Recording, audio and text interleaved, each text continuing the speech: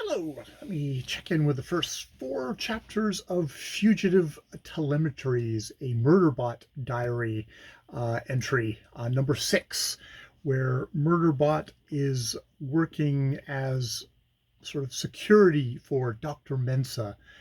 Uh, Murderbot, the former, well, still SEC unit, which seems to, it's a combination of biologically grown human, a kind of vat grown human with technology, which is property for the corporation that built it. But as we found in the first of the Murderbot entries, the Murderbot has hacked its controller module, turned it off so it can no longer be fried for becoming a rogue sec unit, which I guess is what it is now. And there is a whole subplot with the Grayskull Corporation, which is still hunting Murderbot and probably more particularly Dr. Mensa for what nefarious corporate things they've gotten up to. At this point, they are in a space station above Preservation, which is an independent system, independent planet, where Dr. Mensa is sort of a big upper official. And they at the beginning of this installment, they found a dead human body stuffed away in one of the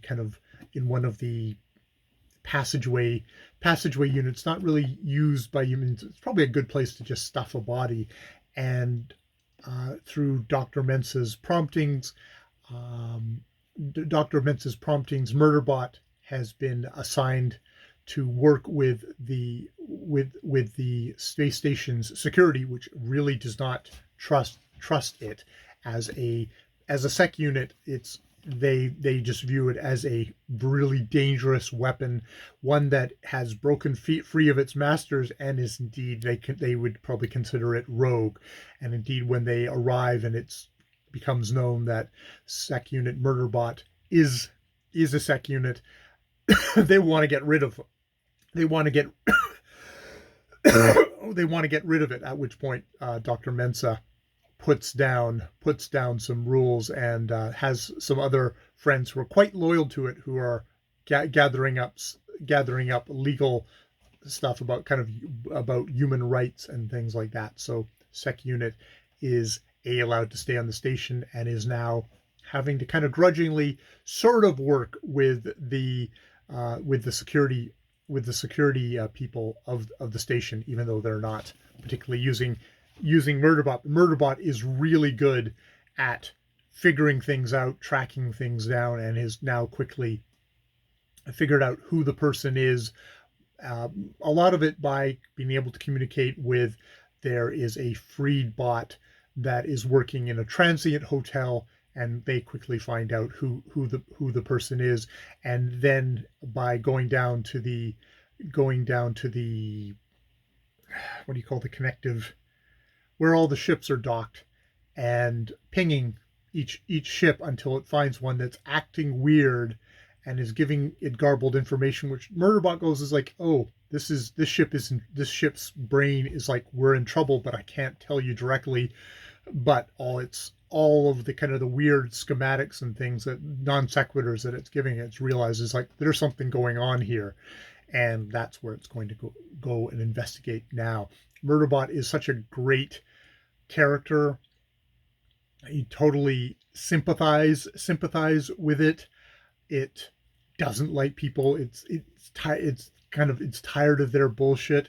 It is just wants to be left alone so that it can watch its stories. It's hooked on kind of soap opera dramas, which seems kind of counterintuitive, but it's something that they can watch from outside. It notes that the only time it sees sec units in these dramas, it's a murder, it's a out of control murder. So it knows why all the human beings around it are freaked out by it and view it as it's been horribly vilified in all popular media. And it's a lot of times it just doesn't pick up on social cues or doesn't care about social cues. There's very much in a way that you can see Sec Unit as coded as someone who is autistic or neurodivergent, and which, but it's interesting, like, and you know, that in itself could be a cliche. So I'm obviously someone who is not neurodivergent. I'm just boringly normie, um, normie. But it's just interesting to think about how you view characters that's like Sec Unit is really good at what it does. It is in a position where it has to kind of do workarounds. It has all it's kind of surly in places. It it has a jaundiced view of humankind. You have to think about what all the stuff is that really makes Sec Unit so much. It is totally a fan favorite. So I have to think about what it is that appeals to me so, because it's a character you do end up, yeah, I come back to again and again, even though sometimes I found the overall plot that's kind of going on behind all of these stories a little bit on the frustrating side. There's a long plot that seems to go through all these novellas and one novel, which frustratingly doesn't feel like it's ever going to get completed. There's a sense of the murderbot's story is like a continuing story of like of a soap opera where we just have new plot lines each week, but it's never going to end as such. It's never going to have that cut off end point. They're just going to be continuing stories, which is probably what. And because Murderbot and Dr. Mensa and the other characters in this are so likable, and you're rooting for them, that you're not sad about that. You want more stories about them. And when I found this one on the library thing, I was like, oh, I was happy to get yet another one. Yeah. So okay, note to self: next check-in, let's talk about why I like Murderbot, other than Murderbot is so good at its job. And yeah, what makes it such a endearing creature, one that calls itself Murderbot. That's its private name. That it's like, you probably don't want it. The station, one of the things the station says, is like, well, we want you to have ID with your like name on it, and it's like, I'm not going to share that. And yeah, one of the friends who knows what its private name is like, yeah, we probably don't want you to walk around with a tag that says Murderbot on you, which is just hilarious. All right, I will leave it there. More videos later.